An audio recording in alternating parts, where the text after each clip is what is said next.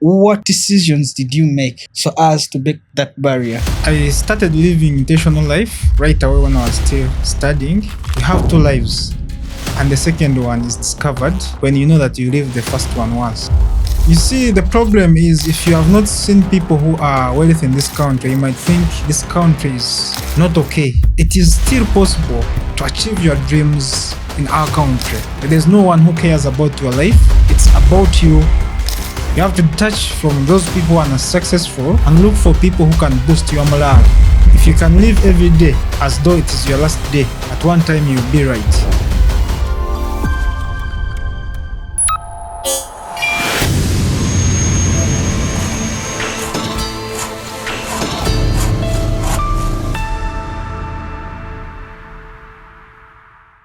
Many of us wake up in the morning, go to work, may it be raining, may it be shining, we all have to go to work. The major reason why we go to work each and every day that comes is that there's a certain point in life where we want to be. Building a future, skills and characters for a successful youth are very different from that youth who gave up on life. Development of a youth, it's not a standardized metric, but you can understand it in terms of development, education, health, which reflect on their socio-economic progress. Today you want to understand and you want to look at the characters for a successful youth. What should you know? What should you do so as to become successful in life? The journey of success is not easy. It is a very stressful journey. It is so complicated that most of us give up along the way. And there are very many reasons to why most of you give up. And one of those reasons may be depression. Others, it's because of the peer groups they are in. So today we are here.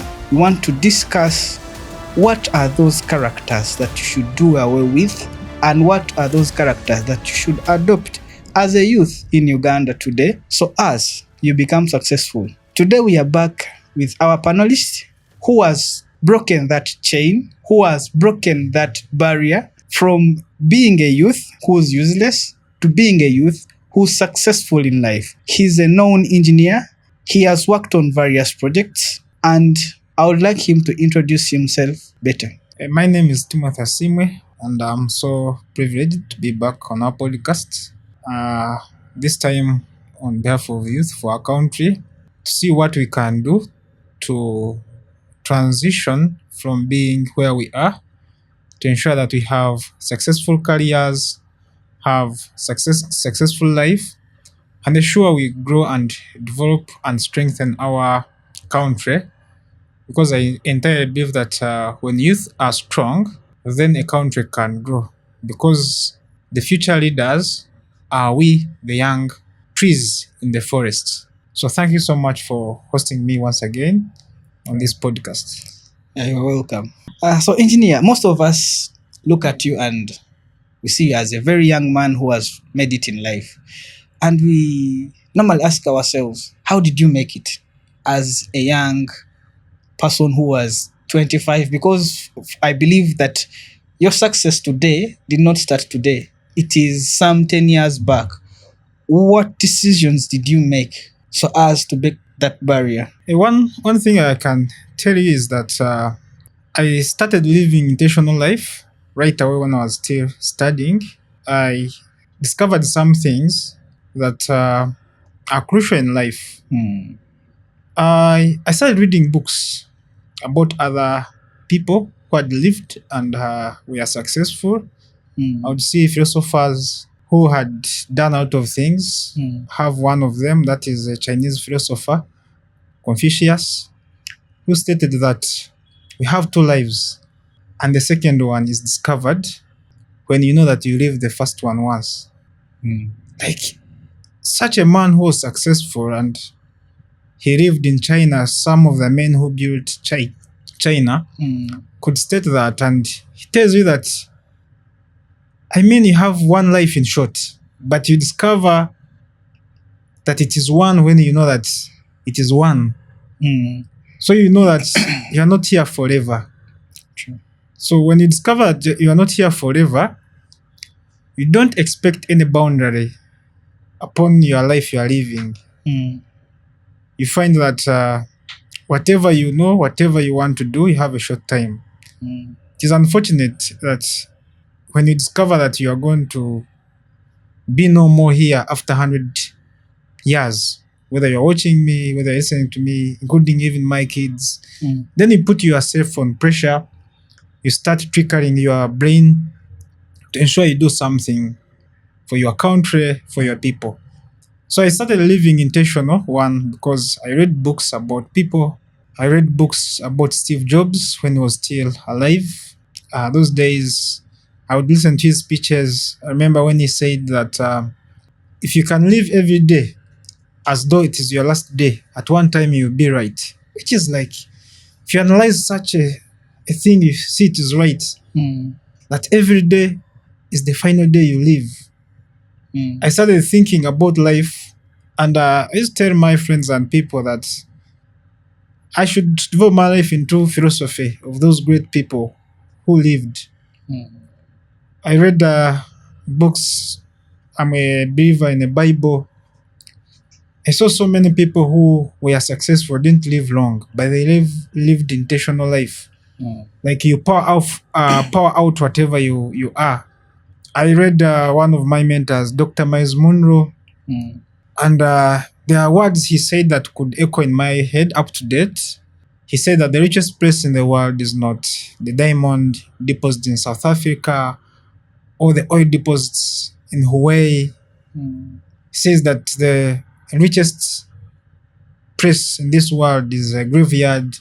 And he explained it so well that in the graveyard, there are very good thoughts that were not implemented. There are billionaires sleeping in the graveyard. There are books which are not written sleeping in the graveyard. And all these people hoped that tomorrow would be better for them to execute those ideas. So these are the people who died and they thought that they had more time in life and they would execute those ideas. So I read a lot of books. I discovered that we have like 3 days in life. That is yesterday, today, and tomorrow. But yesterday is made today, and you can change the trajectory of tomorrow. So I started living intentional and seeing scriptures like in the Bible that we have to number our days. Like every day must matter for your life if you want to change something. I discovered nobody cares, not the government, not any pastor, not any believer. Only God who created you cares. That the greatest thing you can pour out is your purpose. You know, many people pass through life when they are looking for money and it becomes a burden. But the greatest discovery about your life is more of your purpose. What can you do that can change this life so that when you are gone, people will discover that you once lived? It is hard for very many people to get. So that's the belief system that I built. And I built it as early as 18. So that's why by 25, I could not take alcohol. I would not go for clubs. I would not go for sex. I preserved my life knowing that I will live life once. So I knew that I have to be focused on my purpose, which is transforming the society, creating jobs, encouraging other people, being a source of inspiration of other people, supporting other people, helping other people to better their lives, so that I have a better entitlement for living in my country. There's a reason why God put me in Uganda. I don't admire any other country. I have to live in Uganda and die in this country because this is where I was born for a purpose. If God knew that I would be an American, I would be there. If God knew that I would be Chinese, I would be there. But the fact that I'm in East Africa, Uganda, I have to die here as a hero and I have to change my country regardless who. So long as I'm still alive, it is the obligation God has given me to change my country. I don't expect anyone's help. I just pray for God's blessing and to be alive. So I built that mental state that I rely on me and God to fulfill my purpose. So that is how I built my mentality to live a different life up to where I have reached now. By the way, that's a very big challenge to most of the youth in Uganda currently. Their mental health, when you look at, most of them are down, you know, they are resorted to drugs, most of them are depressed, others, there's that state of uh, life whereby someone is, should I say, is demotivated. Someone is not is just, he's just done with life, he's like, come what may. He doesn't care about tomorrow. But this youth currently right now, at one point he had also a vision of doing something, but maybe because of some things that happened and they were uncontrollable, this person goes into depression. This person lacks motivation. What could you tell that person? One thing I can tell the youth in our country is Uganda is still a very good country where dreams are possible. You see, the problem is if you have not seen people who are wealthy in this country, you might think this country is not okay for you to live in. But there's a purpose why God put in this country. And what opened my eyes, I discovered that there are millionaires in this country, and very many people are doing business, and there are very many people who are successful. If you go on the road, you can see a lot of ML Benzes being driven. If you go on the road, you can see a lot of people trying to improve their lives. So I tell the youth that it is still possible to achieve your dreams in our country, because our country is a developing country whereby it needs people who are hardworking, who are skilled, who are motivated, who can fight and break all the chains and make sure that the country is built for each and every person to fulfill his purpose. So a person who's demotivated and his energy is low, I would encourage him to again believe that there is a reason why he's alive at this time in this country, and he can again pick up his dreams and fight for them. Life is a fight. There's no one who cares about your life. It's about you waking up. People start looking for you and following you and telling you are successful when you fight for the first level. As we are going to say that there are levels of income you have to break. There are things you have to understand. You have to understand how the economy works.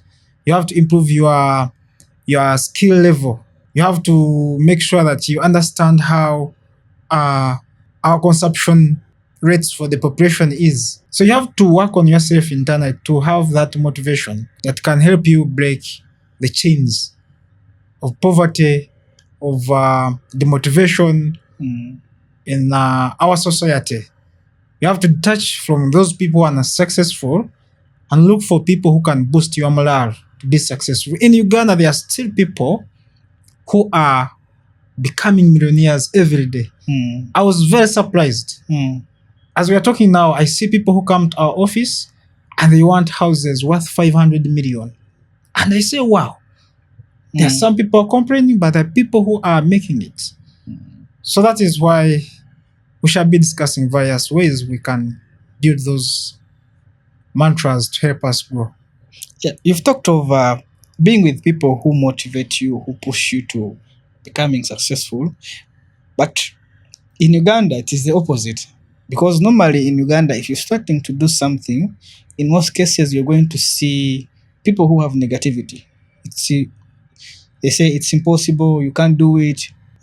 Someone who tried it failed, We have negativity in our society. How can we do away with that negativity? And remember, one of the things or one of the factors that make up someone's mindset or someone's character, it is the environment. And the environment we can't living in now, it is too negative. Too negative. So how can we do away with that?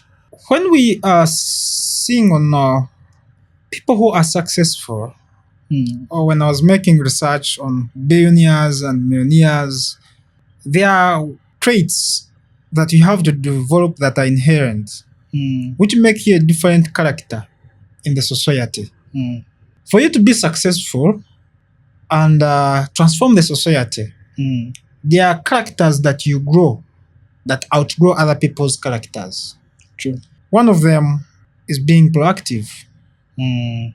We have two kinds of people. We have reactive people and proactive people. That's from a book called The 7 Habits of Highly Successful People by Henry Covey.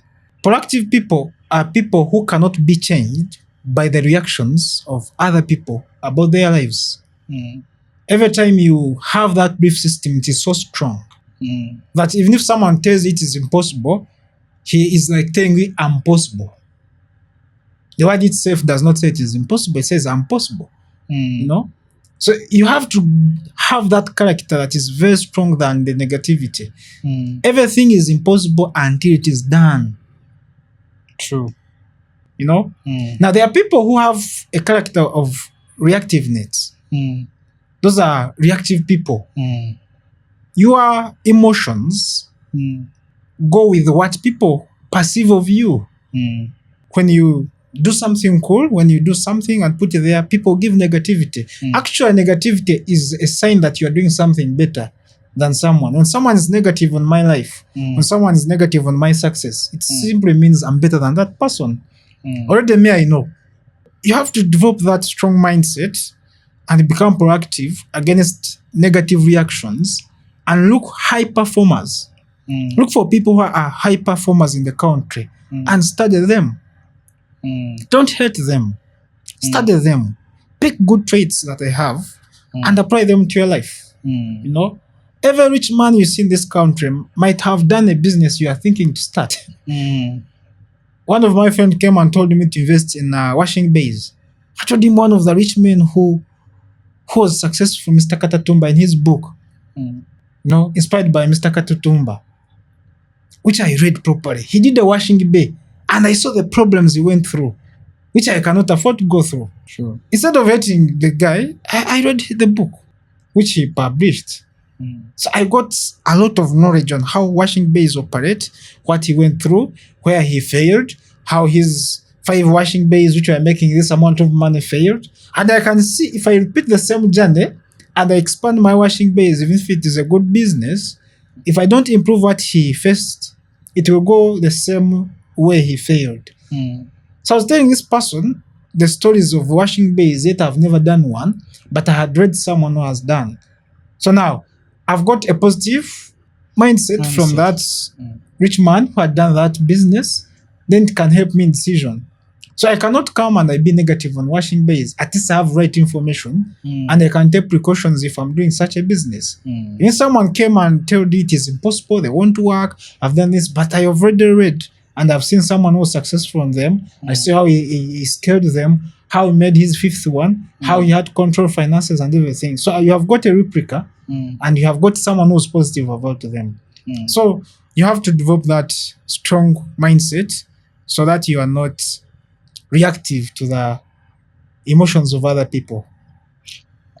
You know, the funny thing is, normally, these people who are negative, sometimes when you make it in life or when you become successful, they come saying, you know, we were there, we were praying for you. So they kusabira, you know. And in most cases, others, what they do if you get successful, others, they tend to, should I call it hate? You know, they start having that feeling as if they call it pride. A guy turns so queer guy. Yeah, they tend to think that you're becoming there's a way how you're looking at them as if you're not on the same level, you know. They always want you to go back to whatever you are doing then. Some of the people who have become successful have gone back to that point whereby he had succeeded in life, but you find after 5 years he goes back. What should this person know? So one, if I talk of success, you have to be genuine and understand success. It's the first thing that disturbs people. A teacher who marks exams and finishes to her is successful. True. A person building his home and he wants to have shelter is successful. True. A person who has ridden his border to town and makes 20,000 and goes back home and provides for his wife is successful. Then a doctor who has hid his client who was sick, he feels is successful. Yes. So success is diverse based on what you want to call it. That is why it is hard to give a proper definition of what success is. The only thing I can maybe help or guide people is to give them a proportions of what success could be financially if you estimate your finances. From my experience and meeting various billionaires whom I've worked for, I've discovered that millionaires and billionaires do not work for petty cash. They rather build what we call net worth. You will never hear someone say, I'm a millionaire because I have 100 million cash in my account. Or I'm a millionaire because I earn 1 million per month. These guys, what they do, they have assets that are worth a certain amount of money. When we see on the world level, these guys have got stock that is worth a certain amount of money. They own stock of companies. They own shares in companies. So billionaires and millionaires own shares and they have got assets which are worth amount of money. So when I talk of someone who's wealthy, you have got something that is worth. So if you can see our country with our GDP, which is around 52 billion, with a population that is now going to 51 million, with most people who are youth, most of them are unemployed, True. and those employed are underemployed. Yes, true. Statistics show that a third of the youth are unemployed, Yes. and the next third are underemployed. So underemployed is where you are paid money that cannot sustain you, and you find you have something to invest. So most Ugandans earn between 0 to 10,000 US dollars per year. That's an annual income. And the problem, that's income. I'm talking of income. I'm talking that averagely, most Ugandans earn between 0 to 3.6 million per month. That's around 36 million to 40 every year. But that money is under income. There are few people translate that money into investment. But for you to break the poverty chain, you must have at least a net worth of $50,000 in assets. If you can be Ugandan, I've told it to my friends and I tell them, if you feel that earning 1 million is out of money in Uganda, you are still you're among the poor people on the global scale. Because your annual income is still between $0 to $10,000, which is still under income. If you are balancing your books, it is still under income. How much money do you invest? And if you invest it, where do you invest it? As we are people in a growing economy. So for you to break at least the first chain of poverty, it is if you have a net worth of at least $50,000 invested in assets. Assets could be anything that brings in more income. That could be land. Maybe you have got rentals. You have got some good business which is stable. Then you have got enough investment. Because you can say I'm rich because you earn between $0 to $10,000. It is easier if you are still in that income bracket to go back to zero. If it is a job and they chase you away, you are going back. So I usually say that if you could have assets that are worth like $50,000, you have like land worth 180 million. There are some things you can handle as a Ugandan. For example, if your kid wants to have maybe a heart transfer and they are looking for 100 million, I can sell maybe 2 plots of land. And you get that. There's a medical care you can get on a international level. You have seen people who are looking for money for transfer of maybe a kidney and they want 120 million and they gather money for 2 years. If someone has assets that are worth like 50,000, he can handle that medical problem. So that is the first level of wealth. I would say that somehow, you are a bit established. Find that it is a bit hard unless you mess up or you do fraud to go back to zero when you have a net worth of $50,000 in assets. An asset is an income bringing investment or an income appreciating investment. So in simple terms, it's not having the 50,000 on your bank account. It's not having a 50,000 in your bank account. Yeah. It is not having a car worth 50,000. It's not having a salary that gives you 50,000. It's having assets worth that. That even if I detach them, I remain with those assets. Okay. Like land, like some people invest maybe in agriculture, but you have something that is worth when you can sell it and you get that money instant and it has market. And many Ugandans, when you ask them what is their net worth, he tells you I have my house worth 500 million. Now I ask you, if you got a problem with a kidney, can you sell your house to go to India and you replace a kidney at 500 million? What are you going to be left with? And you have to finance the house every month. It needs electricity, it takes in. So you must have assets that are outside your house. So that is me personally, which I call the base of wealth in our country, which is still growing, and the third world country. If you can work hard and you bring that to table, then I can say that you are stabilizing financially. Of course, after that, you go to investments worth 100K, that is 360 million. Then you translate, you go to investments to 1 billion. Then now you start transforming the economy and the society. Because that's where you find that there's top cream investments who have invested over 1 billion in investments.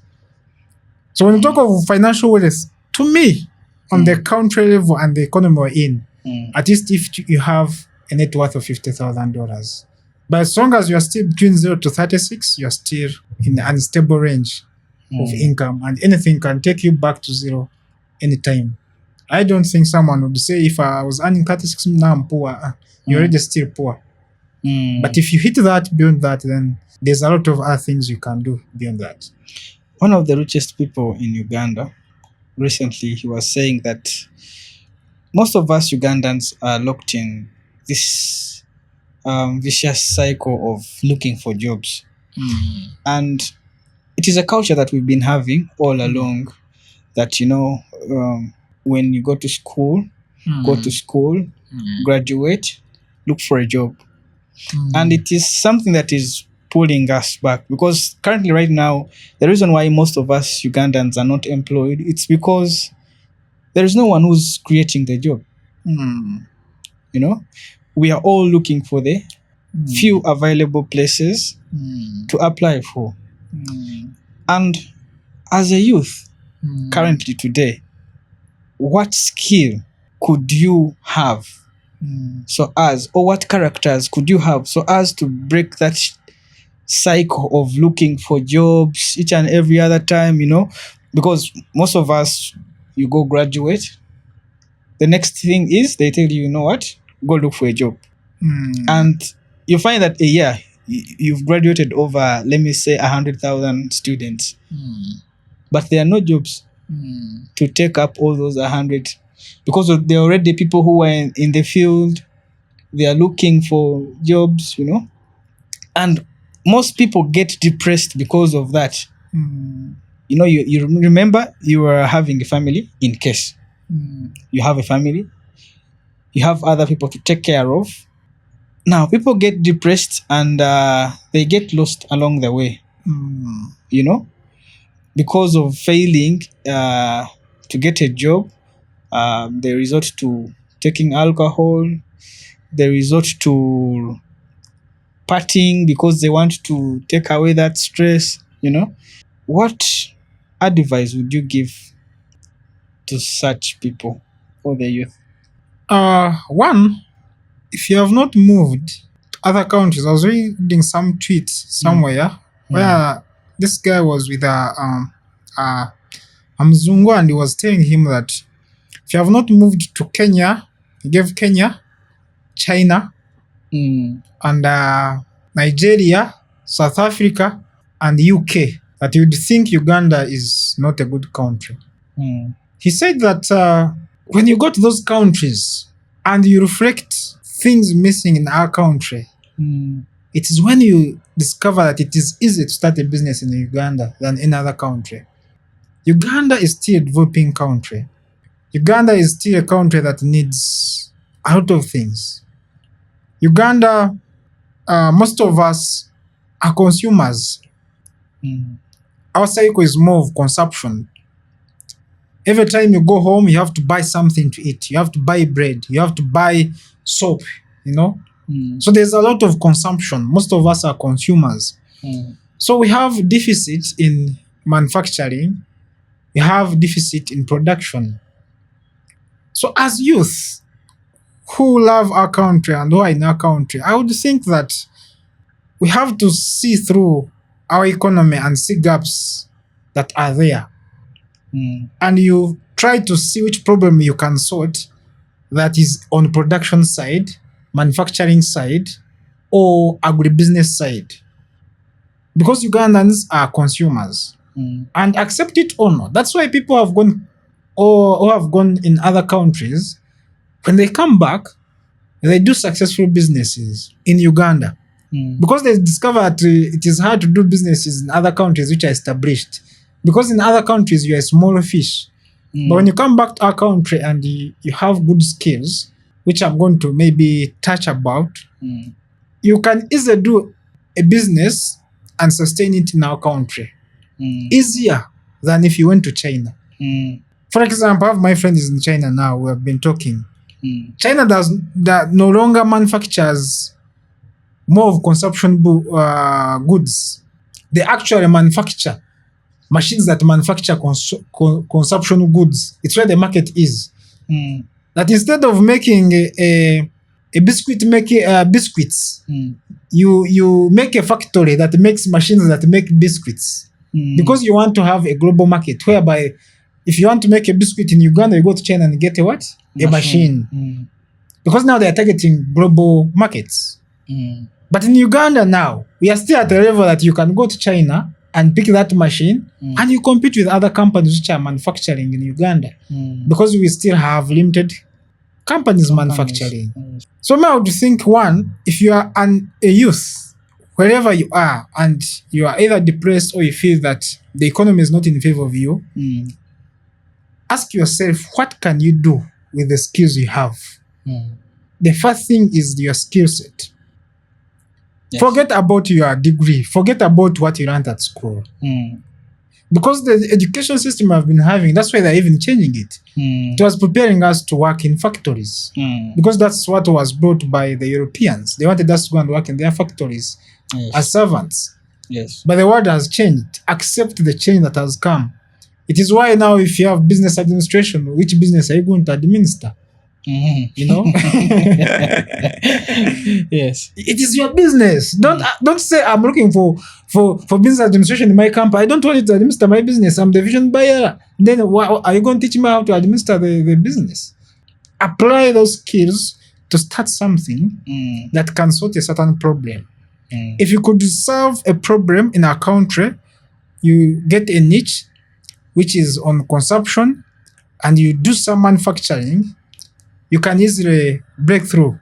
I've seen one guy, he has got an inspiring story. This guy started manufacturing mattresses in Banda, in a small house. But I saw one of his trailers going to Tanzania. I was like, wow. He has got now one of the biggest factories as you are going to Kayunga. And the mattresses are over every... This is a Ugandan.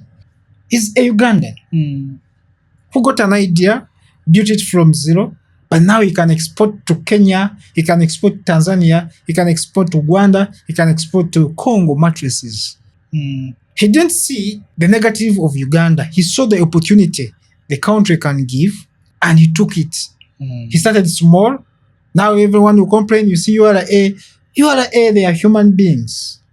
You pay taxes. There's nothing wrong with paying taxes. And many people think the taxes are so high. They're not so high. There's a percentage they give you that when you make profit, pay this one. You pay that, you know? Because if you cannot pay taxes, there's no country. You'll never pay taxes.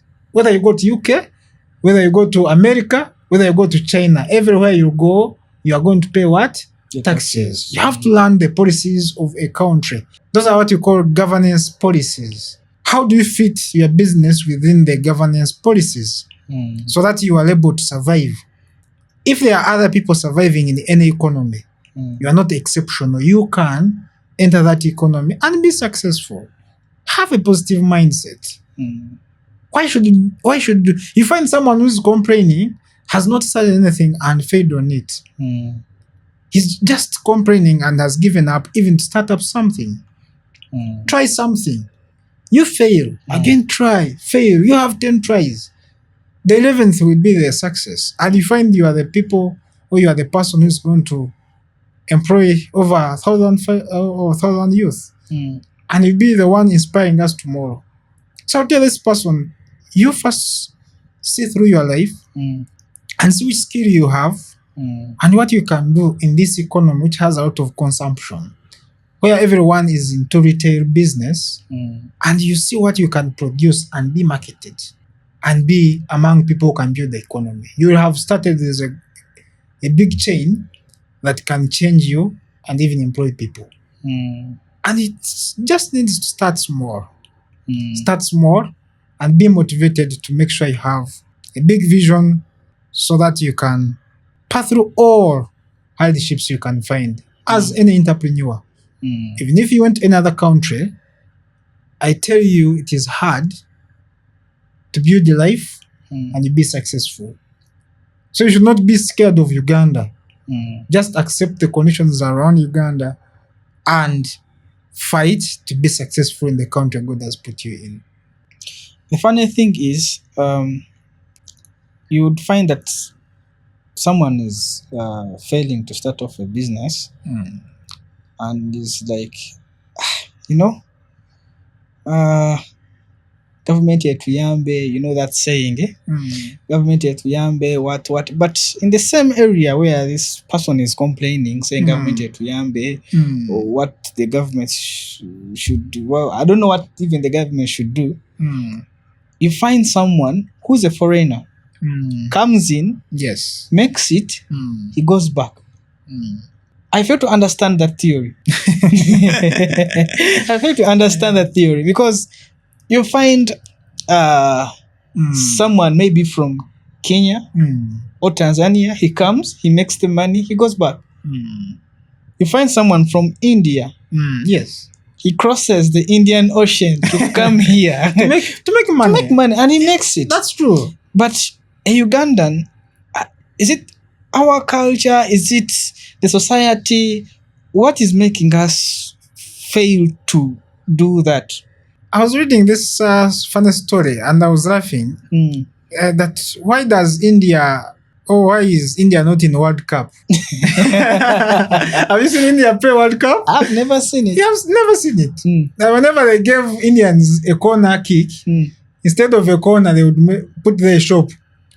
So they would make a corner in every shop.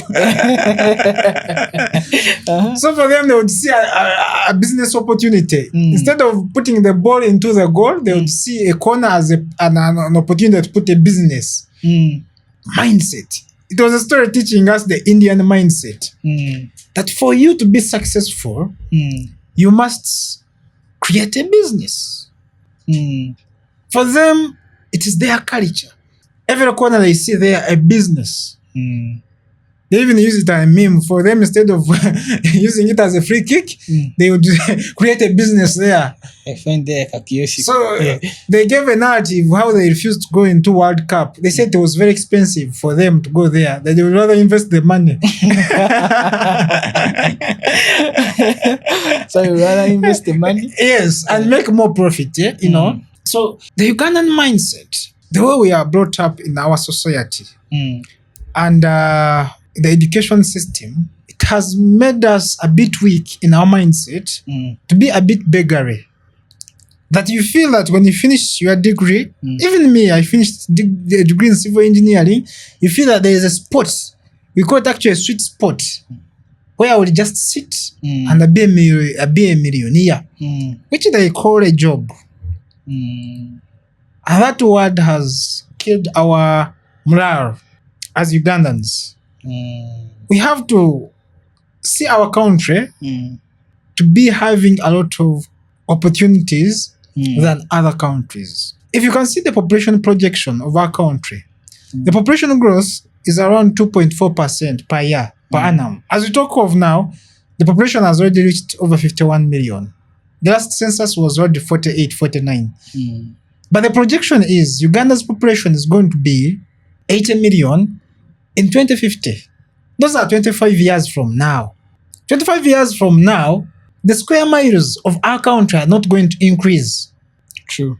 But the population and the occupation is going to increase, Increase. implying that we are going to have scarcity of land Mm. and we are going to have more youth unemployed Mm.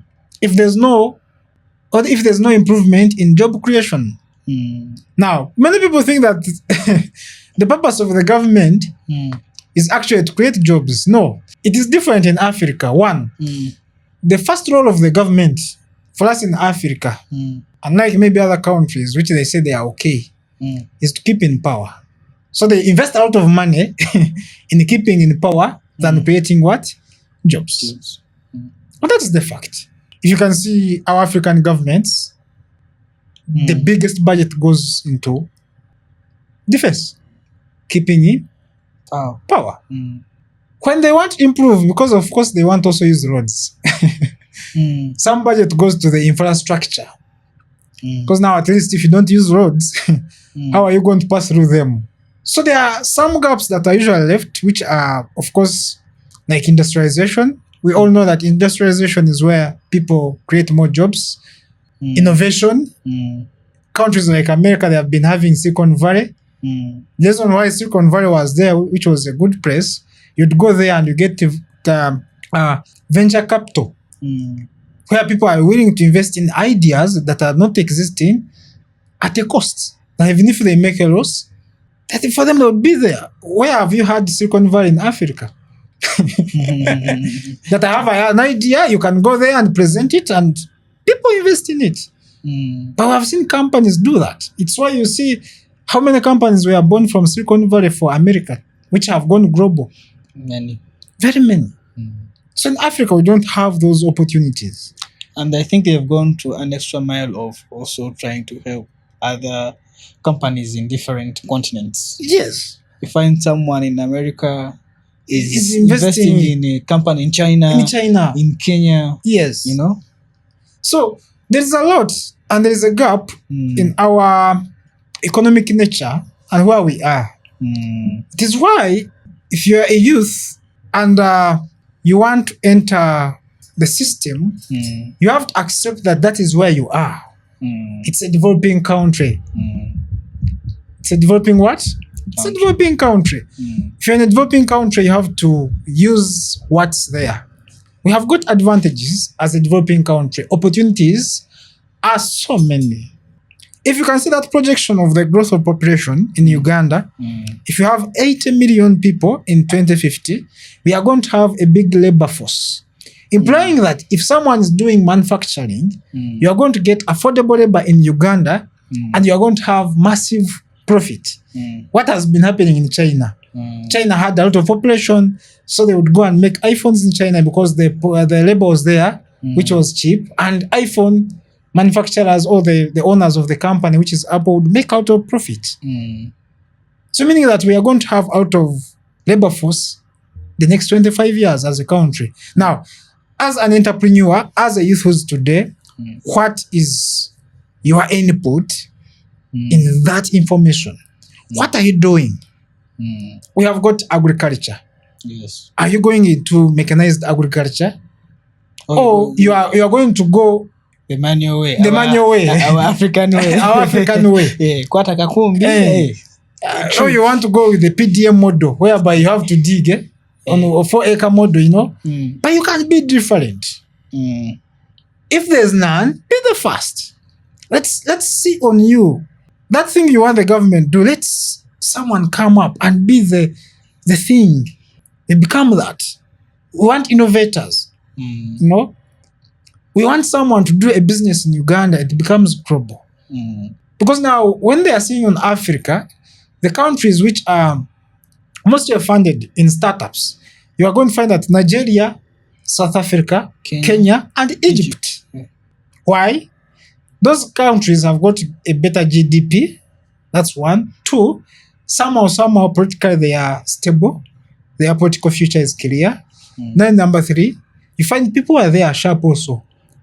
They are innovators. Those countries I've talked about are the countries that have capability to produce a billionaire from Africa on a global level. You know the richest man, Dangote, isn't it? Nigeria. What does he do? His business is cement. He's in oil. He's in salt. The term is in salt. No. And other consumables. Edible oil. Edible oil and whatever, you know. He's into manufacturing.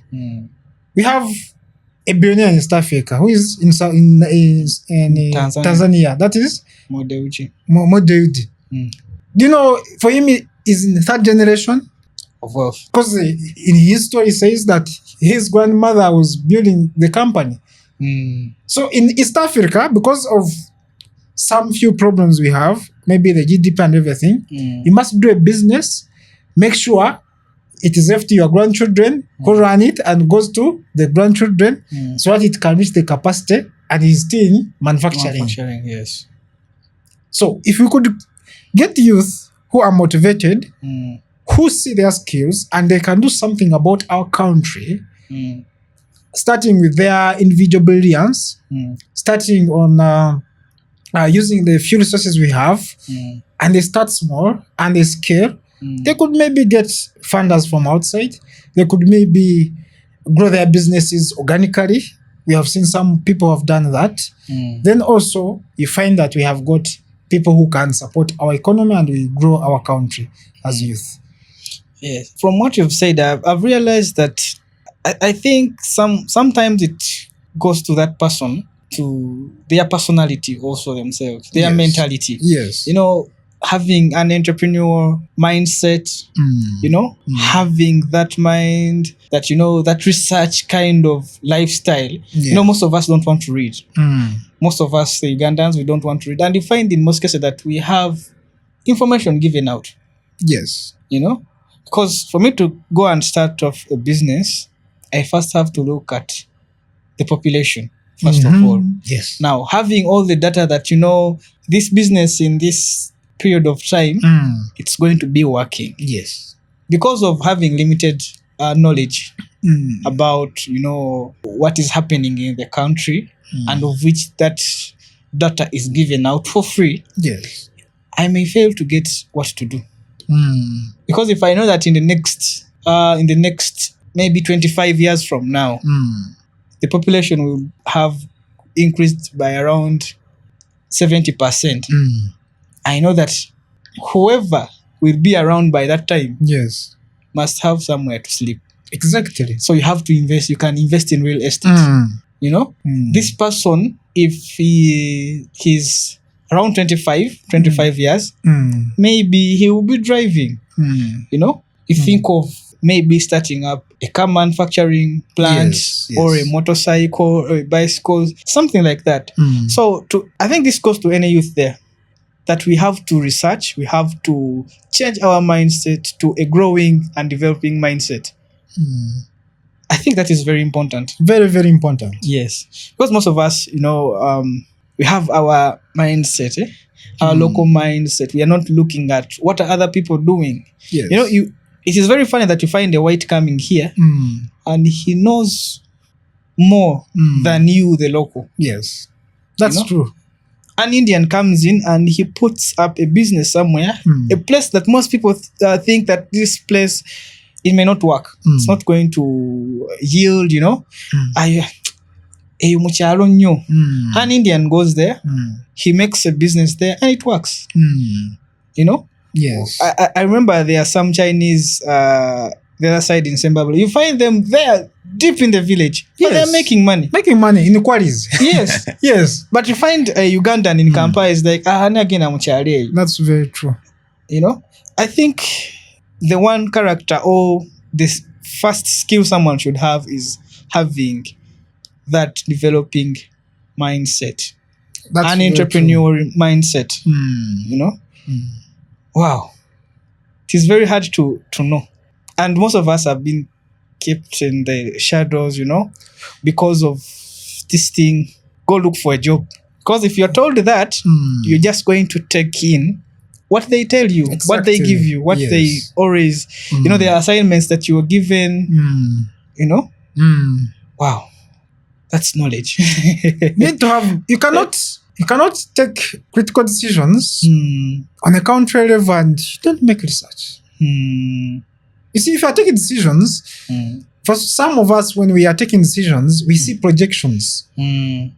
I can go to invest, like now I'm investing in education. I have a reason. It is one way you can build a society. And I can know the projections of the future. Already I know more than 50% of Ugandans are between 14 years. But 10 years from now, they'll all be producing. But now, yes, because 10 years they'll be 24 years and they are all looking for their first kid. So meaning that 10 years from now, 10 to 15 years from now, my investment will make more money due to the projection. Because most Ugandans are below 14 years, as I talk of now. Yes. So I invest in a very good kindergarten with international standards. Kids will be using AI, programming, Because 10 years, that will be the future of education. So if I'm setting up my systems now, they are just projecting 10 years to ensure that they can hold the future of then. Now, I cannot do things for today. But Ugandans, they don't want to read. You ask him what the population doesn't know. So ignorance is ignoring truth, and it can affect you in your decision making. It is why people don't know what's taking place in our country. With the minerals we have now, with the two weathers we have, with the fertile soils we have, with the economic stability we have enjoyed, there's a lot of things you could do in our country and you'll be successful. It's why foreigners are coming and taking those opportunities and they become successful. For how long have you taken to be to that point where you are now? It's taken 10 years. 10 years. But the first 5 years was massive study, understanding how economies work. Most of us Ugandans are so impatient because if you talk of 10 years, a normal Ugandan will tell you, money in that, we tend to want things that, if I start a business, in 1 year I want to be making profits. Not even a year. Yes. A year, it is 1 month. Even a month, we see it as something very big. Ugandans. Yes. Me, if I start my business today, tomorrow I want to get profits. So how have you managed? That is a skill of being patient. How did you get to that point of being patient? You see, when you have information, you tend to live by projections. There are times I usually tell you that in our businesses now we are going to have an overflow. Let's prepare. It's because of the power of information you have. And I tell you that now they are going to read the budget. They are going to have scarcity because of A, B, C, D. Let's have cash reserves to make sure that workers have their salaries and everything. When you have information, you live forward than other people. 10 years ago, I'd project and know that in 2025, that's 2015, for you to survive, you must be understanding digital, information, marketing, and innovation. Wow.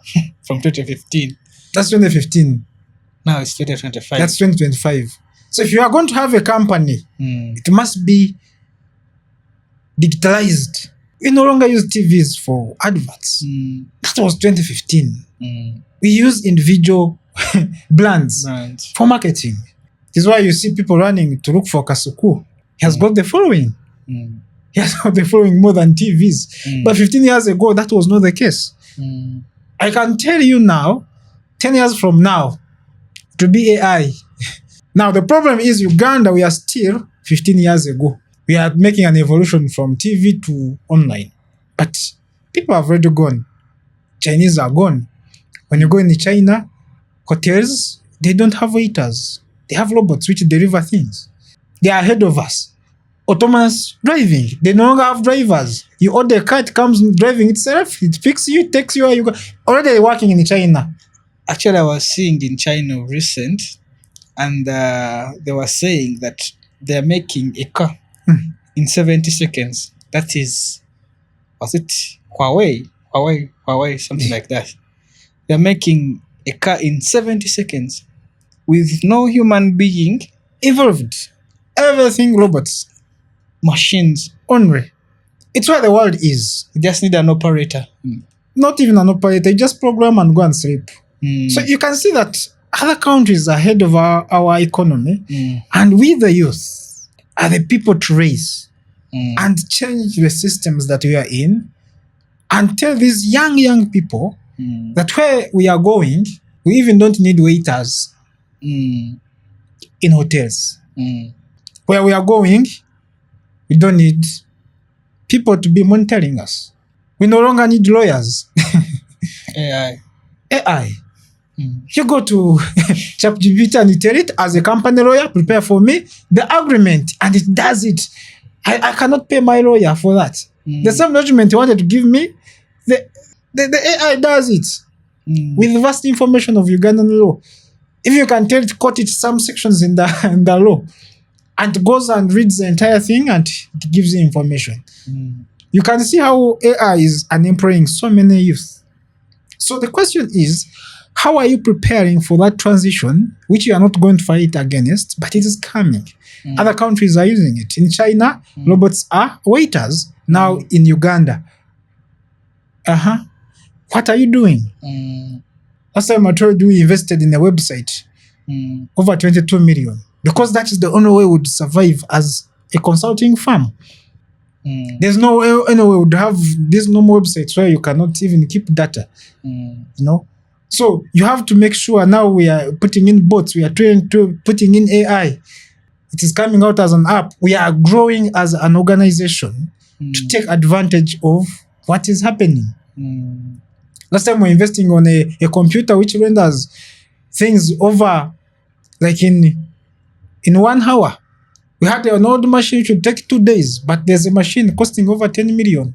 Mm. You have to invest in it, import it to make sure you compete with the people in Uganda, you compete with people in the same market. Mm. You take advantage. You cannot sit there as owner of the company and they don't project the future. Mm. So the future needs people to also be prepared and they participate. So you should be patient enough. You should be patient enough. Get the information. Get information and start working on it. Start working on it. Mm. I can see the growth of population in Uganda for the next 10 years, 15 years. Mm. I see where the scarcity is. I see where there's more consumption. Then I can even start advising people, if you invest here, you're going to get more money. Mm. If you invest in food in Uganda, you cannot go wrong. One, learn how to package, make sure it is sustained for long, make sure it is trusted, and it is free from any impurities. Mm. And make sure you are displayed in the supermarket. That's a very good business idea, sorted. Mm. And we have food in the printer, but we don't have processed food. We can't talk of characters or skills of becoming successful and we leave out factor of relationships and family. Yeah. One of the things that when you look at the human brain, there's that part of family and relationships. And some of the people have taken or have gotten an advantage in their relationships and families, but others are failing because of relationships and families. As a youth or as a person who was once 20, 21 years, how did you overcome that challenge of family and relationships? There's a book which was gifted to me by one of my mentors, and it is called Management Thought. Mm. It's a very old book. It teaches about 4 intelligences a human should have to be successful, which I'm going to explain to you and possibly the youth who are listening to us. The first intelligence is called IQ. intelligence quotient, Mm. whereby it is how we are trained from being a kid to when you mature. Mm. When they are training a kid, you start by learning how to stand, moving up. You learn, the first thing is language. Mm. That's why if you are an African, you speak that language, they taught it to you. Mm. Then they teach you a lot of things in teaching a kid to be a human being. There are what we call laws. That people they teach about laws. There are what we call principles. There are what we call rules. Mm. There are three different things that happen in a society, which are broad that we can't communicate now. But that's about intelligence quotient. That's why in school they teach music, they teach language, they teach naming, they teach writing, and they teach reading. And math. And math. That is arithmetic. Mm. That's actually what they teach you almost the entire university. Up to university, if you summarize the education, they want you to discover who you are. Another thing that book talks about, it talks about emotional quotient.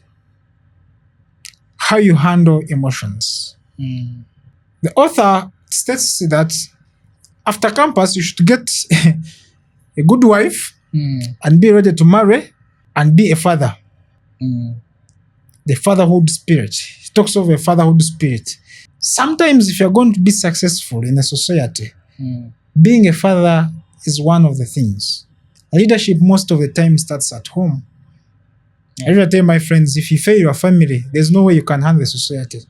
Charity begins. Already you are a failure in leadership from home. The basic unit of life. The basic unit of life is a family. So if you cannot have the fatherhood spirit from home, that's why sometimes if you see most successful people, it's why even if someone's successful, you look for the wife. It comes from home. That's the energy, the energy giver. So that is something that I learned when I was early. If I was going to be successful, I had to have a successful family. I had to love my wife, love my kids, provide for them. There's no way you can employ people when you cannot buy food at home. How? How are you going to pay them? When you cannot manage yourself, Yes. how will you manage other people? There's no way. Yes. You can buy land when you cannot pay rent. True. A basic needs. There's no way you can take care of health of other people when you cannot manage health of your family. So that's the emotional quotient that you must be successful in. Then he talks of the management quotient, the ability to manage what you are given, the ability to grow what you have so that it becomes better every day, over time. If you're doing something, make sure it is so good. If you give me a job, I want to do it. There's this quote from one of the great people, that is, I think that is Martin Luther. If you're a street sweeper, sweep streets like no one will ever forget.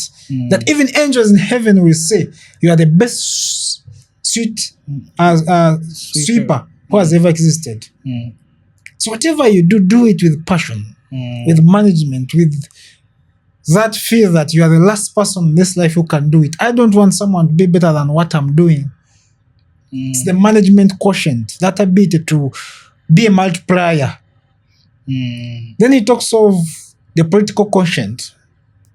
How do you meander the politics you live in? Now, the other statement I talked of, whereby we have principles, laws, and rules. Politicians create laws.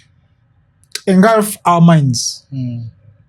So I should be able to identify what is a principle, what is a law, and what's a rule at any time T.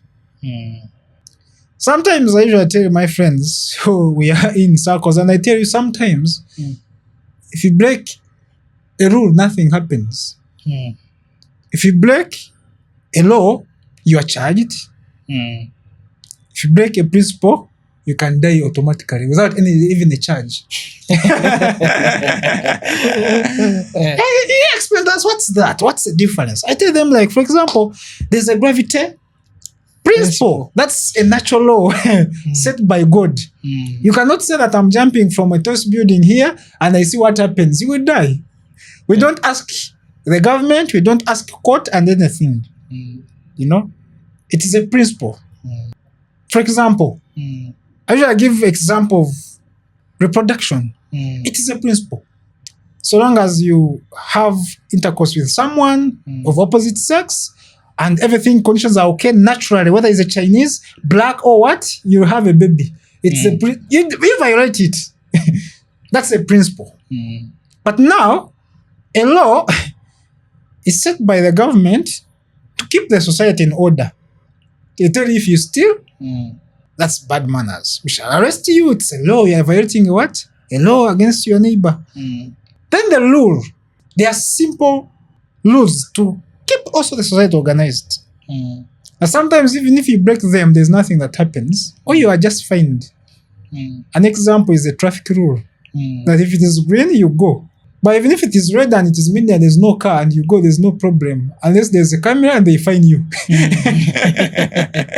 But if there was no rule on a junction of that caliber, you'd find cars are just knocking each other because each one is in a hurry.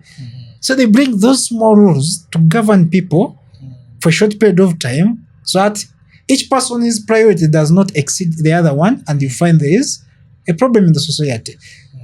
So you as a youth who wants to grow in a country, you must have that relevance of information and know that a family and emotions is one of the conscience you must build and be successful and be strong about so that you have a successful career or life as an individual.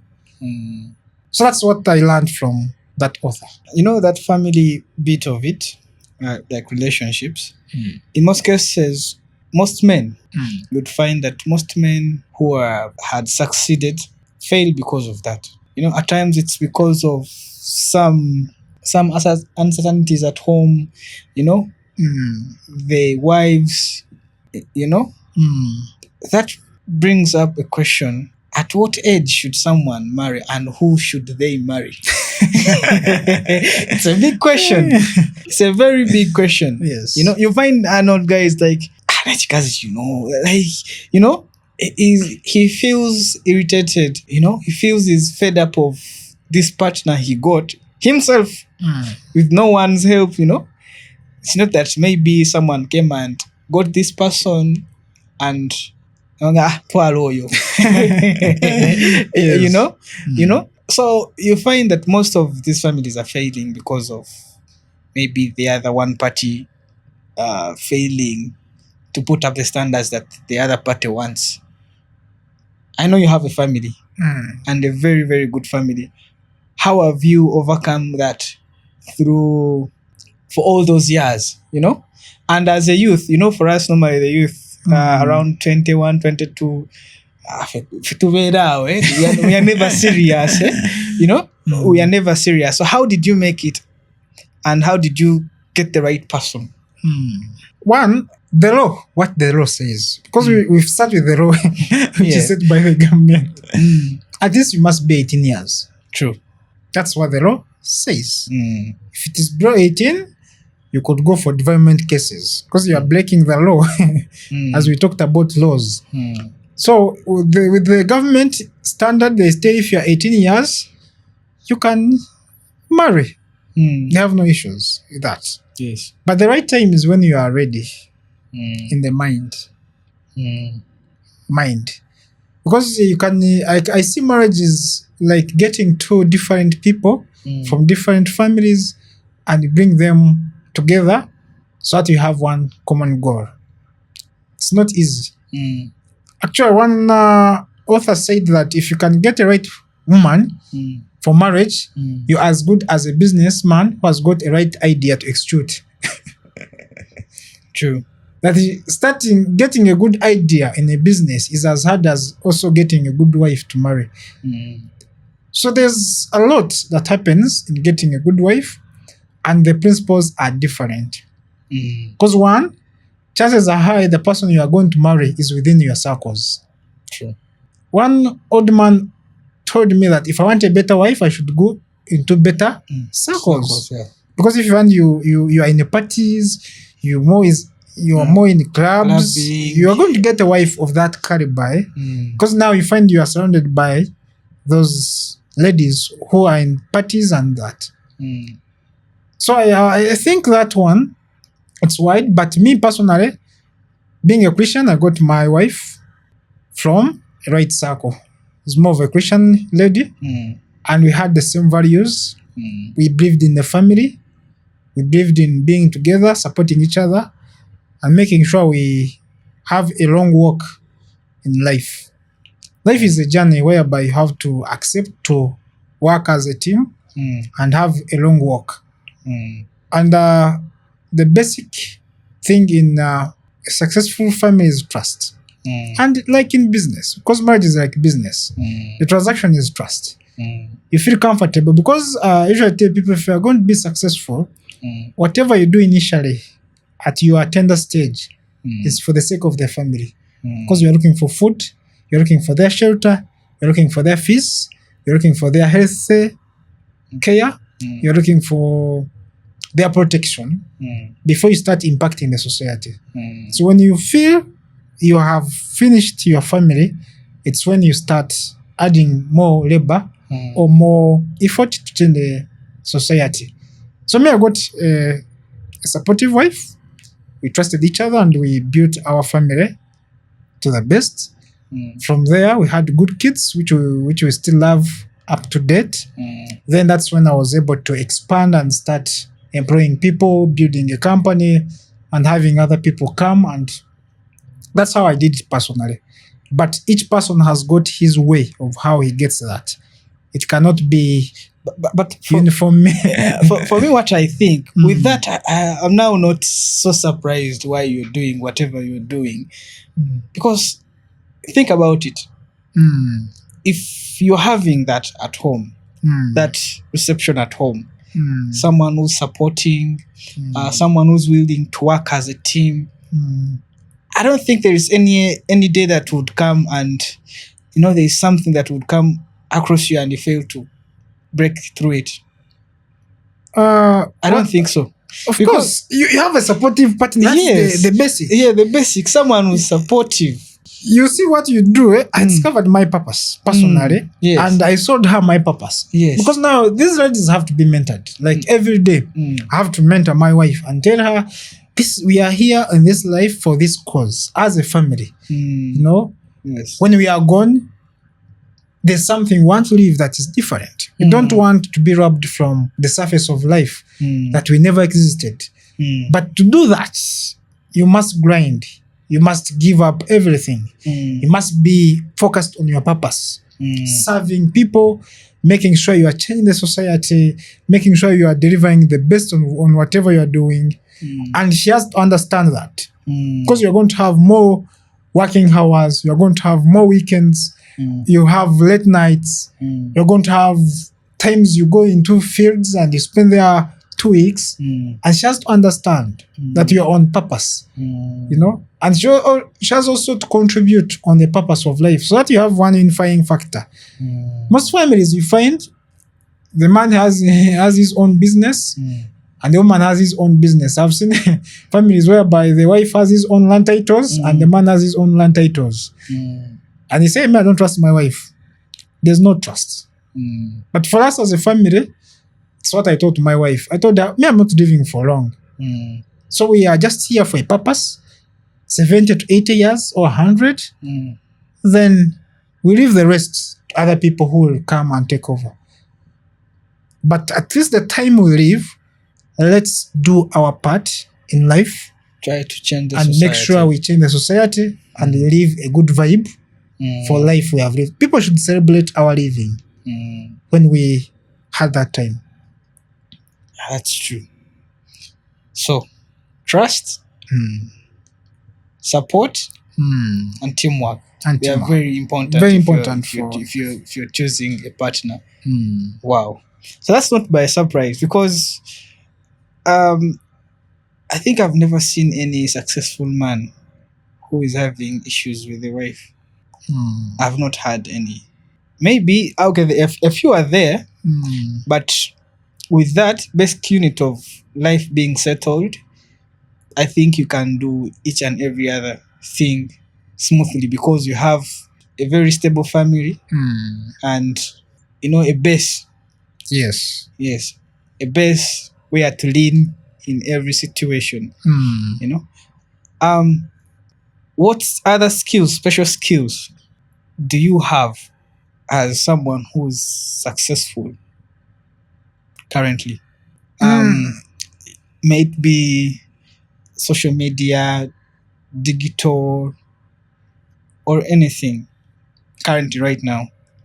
One, the skills which I've developed, I think, which I've mastered, one of the skills is management. A management skill is very key if you're going to employ, especially if you're going to have a company that has over 10 workers. Because at least now we have over 10 workers. Sometimes we scale to 100 based on the intensity of works we have. But we have at least 10 workers who are full-time working in our organization.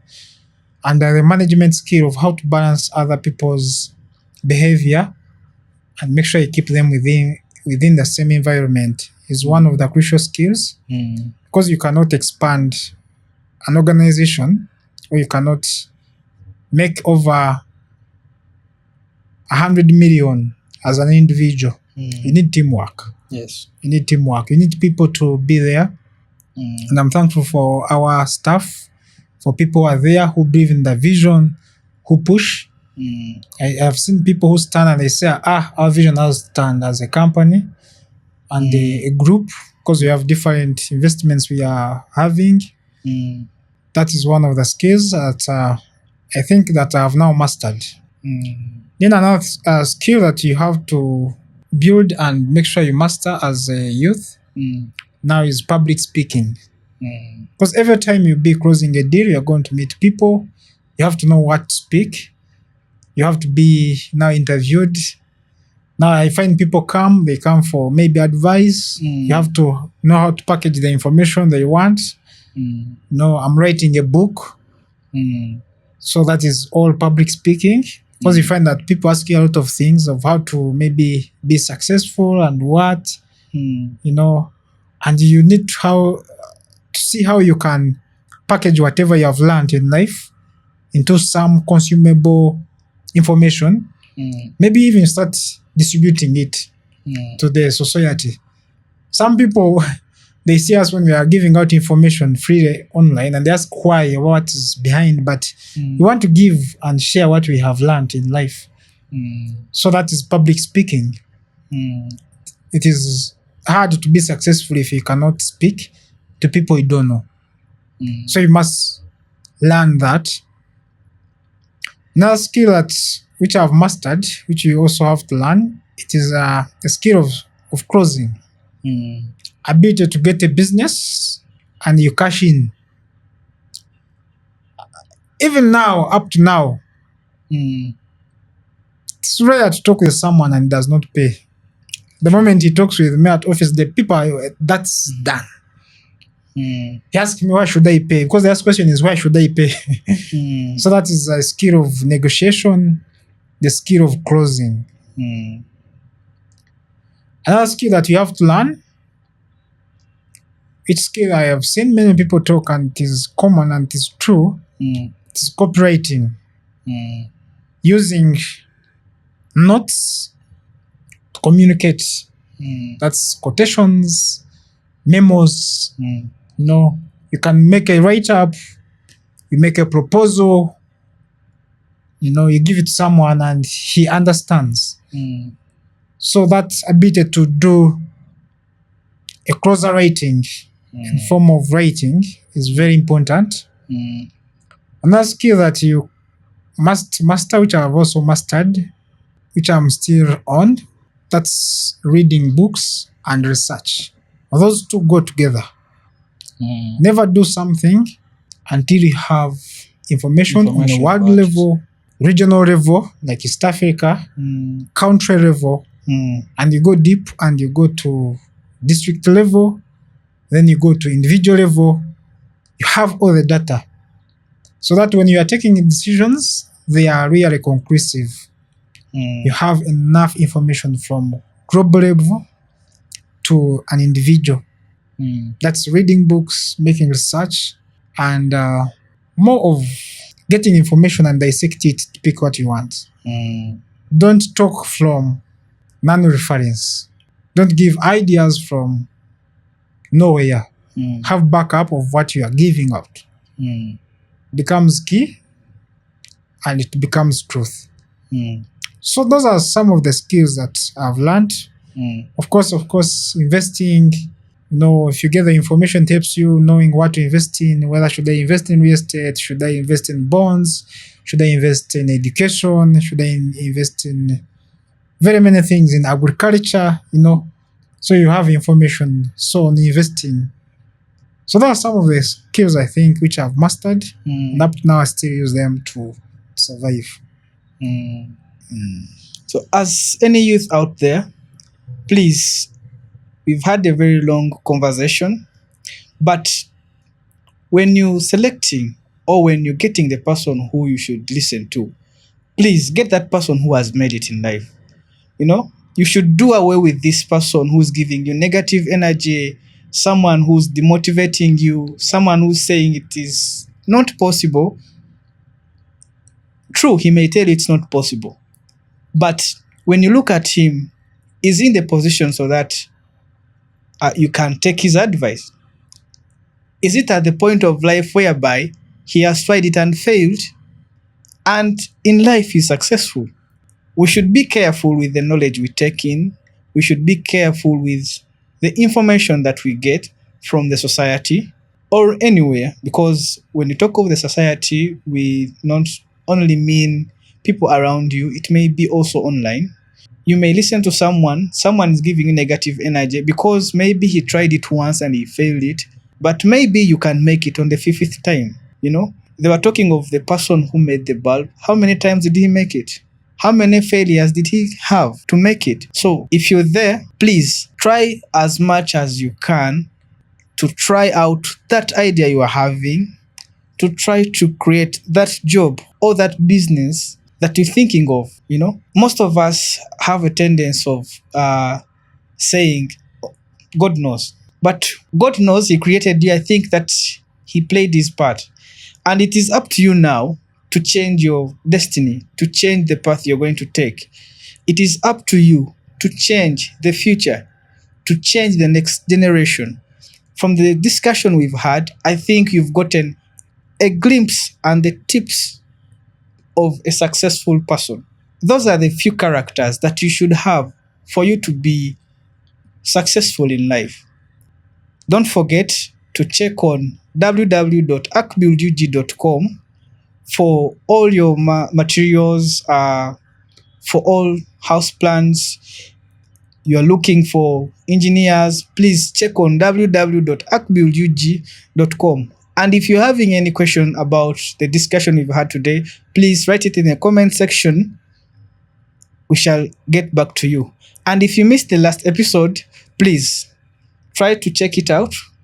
I'll leave the link up here so that you get up and patch up with the information that we shared last week. Please don't forget www.akbuildug.com. Share, like, comment. Have a nice one.